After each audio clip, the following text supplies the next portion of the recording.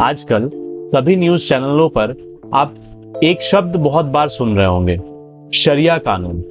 ठीक है, आखिर ये शरिया कानून है क्या? अफगानिस्तान में तालिबान के काबिज होते ही फिर ये शरिया कानून चर्चा में आ गया है।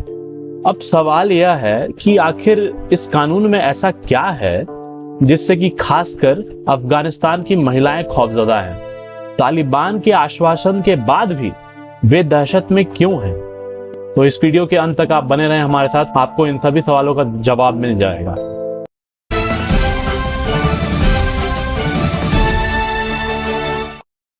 वीडियो शुरू करने से पहले एक छोटा सा डिस्क्लेमर है। आज का जो न्यूज है वो हमारी टीम के रिसर्च पे आधारित तथ्य हैं। ये किसी भी तरह से हमारी सोच को नहीं दर्शाता है। शरिया इस्लाम की कानूनी व्यवस्था है। इसे इस्लाम की पवित्र किताब कुरान, सुन्ना और हदीस से लिया गया है।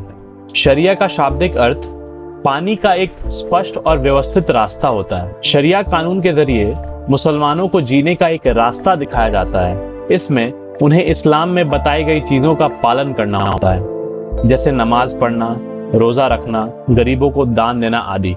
इसका उद्देश्य मुसलमानों को यह समझने में मदद करना है कि उन्हें अपने जीवन के हर पहलू को ऊपर वाले की इच्छा के अनुसार कैसे जीना चाहिए। शरिया मुसलमान को दैनिक जीवन के हर पहलू से अवगत कराता है। इसमें पारिवारिक कानून के साथ वित्त और व्यवसाय भी शामिल है। शरिया कानून जो है वो अपराधों को दो कैटेगरी में बांटता है। इसमें पहला हद अपराध है, जो गंभीर अपराध है और इसमें सजा दी जाती है।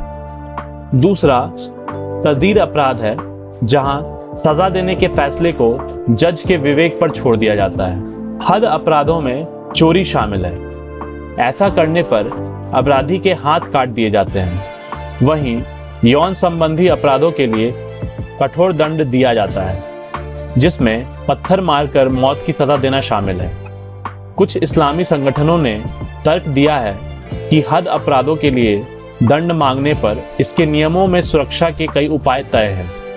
यही वजह है कि सजा से पहले ठोस सबूत की जरूरत होती है। किसी भी कानूनी प्रणाली की तरह शरिया कानून भी जटिल है और इसका अभ्यास पूरी तरह से विशेषज्ञों की गुणवत्ता और ट्रेनिंग पर निर्भर करता है।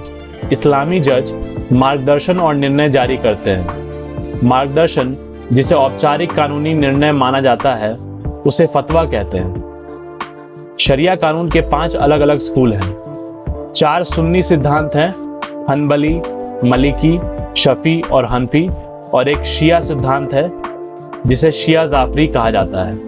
पांचों सिद्धांत इस बात में एक दूसरे से अलग हैं कि वे उन ग्रंथों की व्याख्या कैसे करते हैं जिनसे शरिया कानून निकला है। शरिया कानून के तहत दी जाने वाली सजा को लेकर लोगों और संगठनों के अलग अलग मत हैं।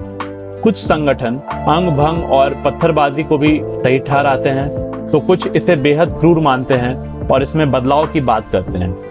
वहीं पहनावा और महिलाओं से स्वतंत्रता को लेकर भी अलग अलग मत है। यही कारण है कि मुस्लिम देशों में इसकी व्याख्या और लागू करने का तरीका अलग अलग है। पाकिस्तान जैसे मुस्लिम राष्ट्र में शरिया कानून लागू नहीं है। अब हम अपने मूल सवाल पर आते हैं। अफगानिस्तान में तालिबान के सत्ता में आने पर वहां की महिलाएं क्यों खौफजदा हैं? दरअसल तालिबान की सोच कट्टरपंथी और रूढ़वादी है। लिहाजा आश्वासन के बाद भी लोगों का मानना है कि तालिबान का शासन हिंसक और दमनकारी होगा।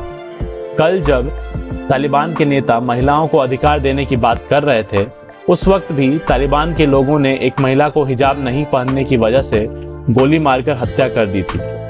ऐसे में सवाल उठता है कि तालिबान को किसी की हत्या करने का अधिकार क्या शरिया कानून के तहत मिल जाता है? अगर आपको लगता है कि तालिबान सुधर गया है या बदल गया है, तो जान लीजिए पिछली बार अफगान महिलाओं के पास क्या क्या अधिकार थे। तालिबान शासन में महिलाएं नजरबंद थीं, उनके पढ़ने लिखने पर पाबंदी थी। 8 साल से अधिक उम्र की लड़कियों के लिए बुर्का पहनना अनिवार्य था। वे अकेले घर से बाहर नहीं निकल सकती थीं। महिलाओं के लिए हाई हील, सैंडल या जूते पहनने पर पाबंदी थी। तालिबान का मानना है कि हाई हील्स जूतों से पुरुष के मन में गलत ख्याल आते हैं। इसके साथ ही महिलाओं और लड़कियों के लिए खिड़की से देखना मना था। वे घर की बालकनी में भी नहीं जा सकती थीं। महिलाओं के लिए नेल पॉलिश का इस्तेमाल प्रतिबंधित था। अगर किसी महिला ने नेल पॉलिश लगा लिया तो उसके अंगूठे के सिरे को काट दिया जाता था। इस बार भी तालिबान ने इसी नियम को लागू किया है। तालिबान के पिछले शासनकाल के दौरान अखबारों को सख्त हिदायत दी गई थी कि वह महिलाओं की तस्वीर नहीं छाप सकते हैं। वहीं दुकानों में भी महिलाओं की तस्वीर लगाना प्रतिबंधित था। इसके साथ ही जिन दुकानों के नाम में महिला शब्द आ रहा था, उन दुकानों से ऐसे शब्द हटा दिए गए थे। तालिबान के पिछले शासनकाल में महिलाओं का सड़क पर निकलना, रेडियो पर बोलना और टीवी पर दिखना प्रतिबंधित था। महिलाएं सार्वजनिक कार्यक्रम में भी हिस्सा नहीं ले सकती थीं। अगर किसी महिला को इन नियमों के उल्लंघन का दोषी पाया जाता था तो उन्हें भीड़ बुलाकर स्टेडियम में या फिर शहर के टाउन हॉल में कोड़े से पिटाई की जाती थी। इसके अलावा अफगानिस्तान के लोगों के लिए तालिबान की वफादारी साबित करनी होती थी। अगर कोई तालिबान के खिलाफ जाता था तो फिर उसे पत्थर से मारा जाता था। नियम तोड़ने वालों को तालिबान की धार्मिक पुलिस सार्वजनिक तौर पर पिटाई करती थी या फिर उसे फांसी की सजा दी जाती थी। इस बार तालिबान ने खुद को अधिक उदारवादी ताकत के रूप में पेश करने की कोशिश की है। उसने महिलाओं के अधिकार का सम्मान करने, उनके खिलाफ लड़ने वालों को माफ करने और अफगानिस्तान को आतंकी हमलों के लिए आधार के रूप में इस्तेमाल करने से रोकने का वादा किया है। लेकिन कथनी और करनी में अंतर के कारण किसी को उस पर भरोसा नहीं हो रहा। यही कारण है कि अफगानिस्तान में तालिबान की वापसी से खासकर महिलाएं अधिक खौफजदा हैं।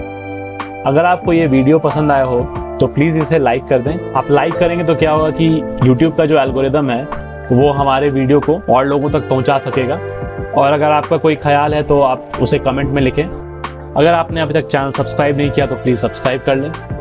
तो मिलते हैं कल कुछ और नई और रोचक खबरों के साथ।